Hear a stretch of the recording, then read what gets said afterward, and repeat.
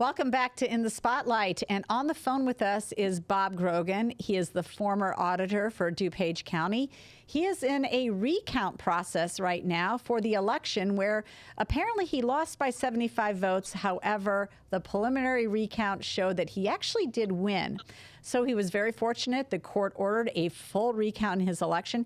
He's here to give us an update about that process and to tell us what help you can provide to him as well in that. So welcome, Bob. Thanks for joining us on our podcast. Thank you. Thank you for having me. It's amazing that, we're almost pushing, 11 months after the November election of last year, and I'm still yet to actually do the recount. It's amazing how the process can get stalled out.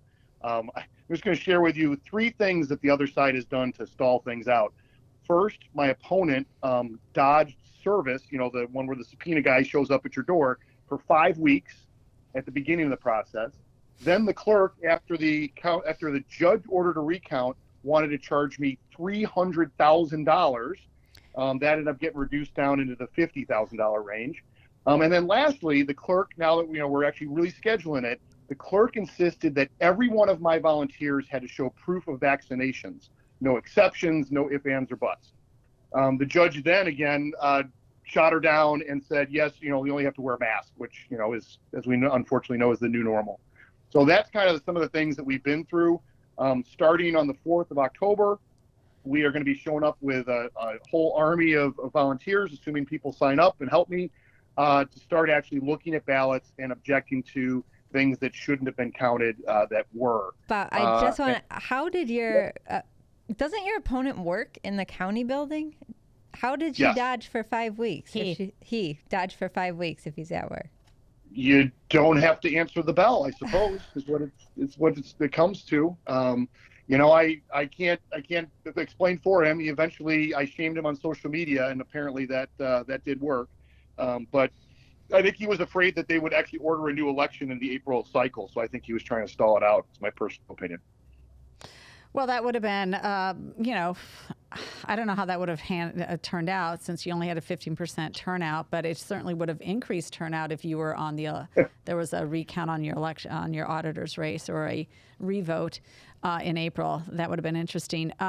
Okay, so the other thing, though, is I think that there's a little bit more nuance that our listeners would probably want to understand, and that is when Gene Kazmarek demanded that your volunteers be vaccinated or test daily. I mean, first of all, that is hugely burdensome. Second of all, a lot of people don't want to still get the vaccine.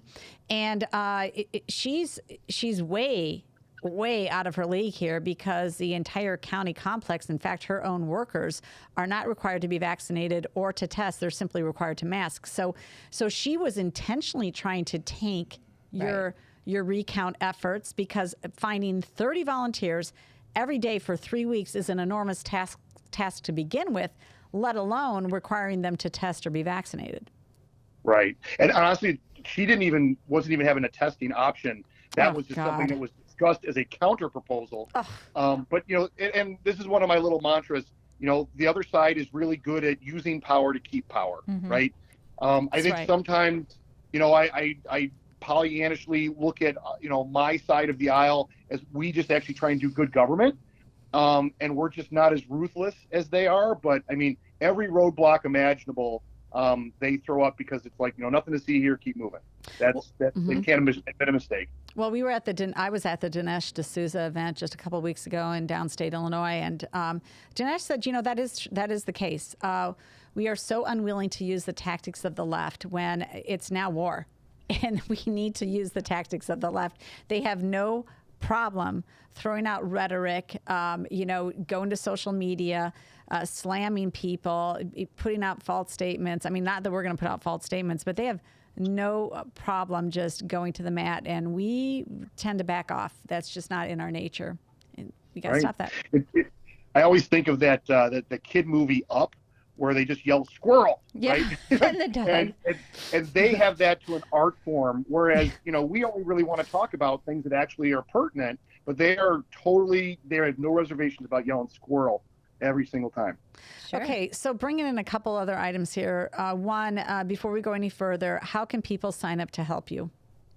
Yeah, so I have a sign up thing on signupgenius.com, and I believe that they'll be posting it underneath this podcast. You guys will put the link up there for them. Unfortunately, the internet, sometimes a link can be 400 characters long, so it's hard to describe.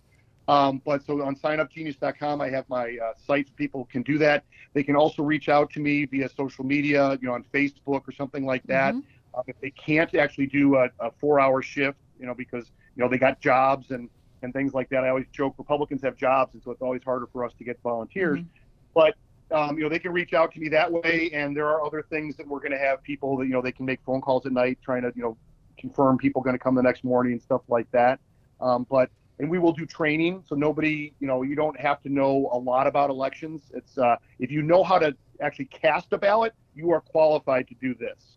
So I have confidence that everybody who can sit still for a couple hours at a time and wear a mask and read a ballot, that you're eligible to help, and I'll be eternally grateful. So the preliminary recount, the partial recount that we did in December, and we were there to help you watch over that as well. We both volunteered our time to do that. That did pretty much indicate that it's quite possible that you did win that election. What's your expectation? So I always jokingly say the difference between me and Donald Trump is that I don't know if I won, right?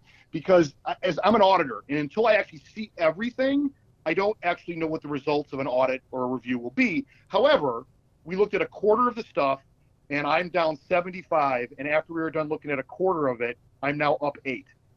So, that doesn't mean that holds true for the other 75% that we haven't looked at. But I have to say that the judge, even in his ruling for the recount, literally called it a tie. That they won the quote unquote regular election. And then the discovery showed that I won, and so it's kind of we've each won one, and now we're going for the tiebreaker. Okay. Yeah. So in early September, Don Tracy at ILGOP announced that they're launching an election integrity committee aimed at restoring faith in the election process. Are you involved with that effort? Are you consulting that at all? Because you now are the subject matter expert on election integrity in Illinois. Right. No, I appreciate that. And I will pat myself on the back. I mean, I was actually very involved in these processes for the last 20 years. So yes. I think that they regret that I was the guy that ended up having a close race. Yeah. But no, I've talked to the chairman of the committee, and, I told them, if you ever need, insights and things, and they definitely said that they're talking to me about that. Because here's the thing, part of definition of insanity is doing the same thing over and over again, expecting different results. We have to learn from past mistakes, and we weren't watching, the barn door close enough for long enough. That's the big, the mistakes that we have made is we think ballot integrity happened on election day and a couple weeks after as the vote by mails came in. We need to start that process, and this is what I'm telling everybody. We need to start that process 3 or 4 months before Election Day, when the requests for vote by mail are coming in the first place. Okay, so let me tell you. So here at Breakthrough Ideas, we have been spending the summer with a few volunteers and a couple interns to actually go through the DuPage County voter database. And I think I have mentioned on this podcast before that we have already submitted to the state's attorney over 2,400 people that just did not live in the district, but yet voted in the district illegally on November 3rd. And so they're going to be shifting through that. But we have also a lot more other anomalies. And so the Election Commission keeps a number of logs during election season. So they log in, when did you request your vote by mail? When did you actually early vote? When did you, when did your ballot get returned? And so, I mean, I'm looking at a data sheet that we have well over 2,500 anomalies for people. So for example, here's 96 people that they did not have a vote by mail ballot returned by 11/3, and they weren't in the 11/2 log either. So they're just not even logged in. So they should have been in both logs as not having it returned. It could have, and things like that. So here's another one. Here's you have 1,130 voters who the voter registration information says that they early voted, but there was no entry at all that they early voted in any of the logs at all. So just a ton of anomalies. Here's one here's 191 voters that they're not in the voter registration data at all, but the voter log that they keep, a separate log of what activity is happening every single day during the voting season. The log says that they early voted, but they're not even at all in the voter registration information. So, I mean, it just goes on and on. There's a lot of anomalies here. There's a lot of things. And I mean, you're not talking about Arizona style sort of audits here. We're talking about verifiable audits, auditing of the votes in DuPage and the voters in DuPage, because she still can't explain 1,626 voters or more ballots cast than voters that she say voted. Yeah, it's kind of to take it out of the wonky election speak. It's kind of like somebody, if they need to show you how much money they have in their checking account, and they only show you their check register, right? They only show you the handwritten stuff that they did, in their checkbook, as opposed to actually balancing it against the actual bank statement. And I think that I honestly can't make up my mind whether they're sloppy or it's on purpose. I just don't know, or maybe it's a combination of the two. Yeah. But it's definitely like their numbers just don't tie out. And I will say this too. I think that in this, overreaction as we constantly do with the pandemic, right? The fact that we sent out, these vote by mail, applications to everybody who has voted for like the last 8 or 10 years, people get something. They moved 3 years ago. They get something in the mail because they were mandated to send it out. And they're going to think, oh, the government sent it to me. I must be eligible to vote. I mean, that's just the harmless fraud that's going on. That's right? exactly right. It's exactly what I said to the state's attorney. Same thing. Yep. Mm-hmm. So I think that there's sort of people not understanding, and then unfortunately, I think there are people who understand the system way too well and know how to play it. Yeah. And once again, fraud is there's a certain level of proof. And so, you have to be very careful about throwing around that word. Yes. But I can tell you, by definition, the judge has already ruled that the numbers in my race will change. I don't know who's going to end up with more votes because we haven't looked at everything yet. Mm-hmm. But by definition, he's already thrown out over 400 votes for a net pickup of me for 83. So it's, and this is the dirty underbelly of democracy. We want to think that it's sort of like, oh, it's all perfect and pristine. But if you make 500,000 cars in a year, you're going to have some lemons, just by definition. And, we have 500,000 votes. You're going to have some things that don't go well.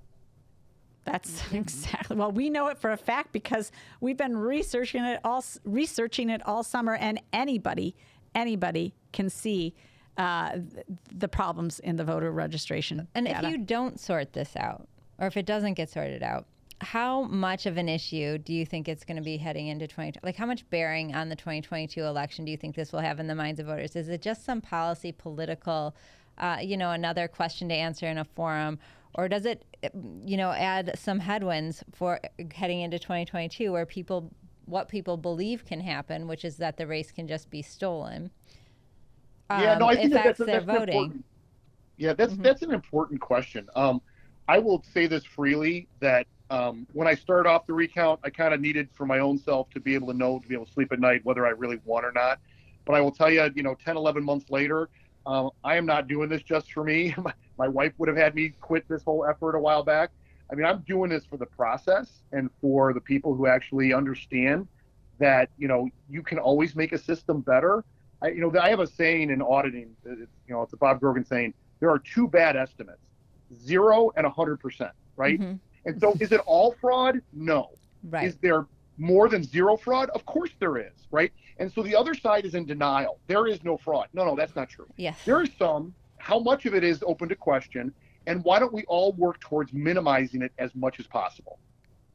That's right. That's really good. Okay, so if you can help Bob in his recount efforts, we are posting that information on this podcast, and we're posting it on our email. Sign up for our email. We'll get all sorts of information. You'll get information. So, Bob, thank you. We will be there to help you out starting October 4th. Great. Thank you all very much. You bet. Thank you. Thanks, Bob. Bye-bye.